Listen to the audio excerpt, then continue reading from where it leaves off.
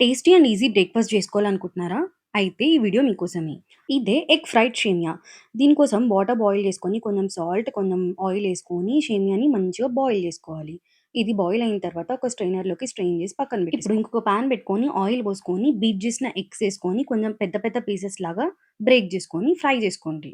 ఇప్పుడు ఎగ్స్‌లోకి కొంచెమంత పసుపు, ఉప్పు, కారం, మిరియాల పొడి యేసుకొని మంచిగా కలుపుకొని ఒక ప్లేట్‌లోకి తీసుకొని పక్కన పెట్టేసుకోర్రి. ఇప్పుడు పాన్‌లోకి ఆయిల్ పోసుకొని సన్నగా చాప్ చేసుకున్న గార్లిక్, పచ్చిమిర్చిలు, సన్నగా కట్ చేసుకున్న ఉల్లిగడ్డలు, అట్లనే కరివేపాకేసుకొని మంచిగా ఫ్రై చేసుకోండి.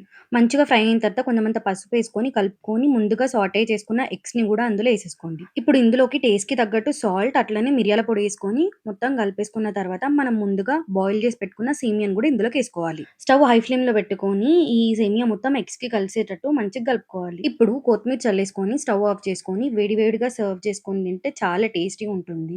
అంతే, simple and tasty fried egg సేమియా రెడీ. అంతే, ఇక ప్లేట్‌లోకి మంచిగా హాట్‌గా సర్వ్ చేసుకొని తింటే చాలా టేస్టీ ఉంటుంది. పిల్లల నుంచి పెద్దల వరకు అందరూ తినొచ్చు దీన్ని. నచ్చిందా? అయితే సబ్స్క్రైబ్ చేసుకోరు గదా!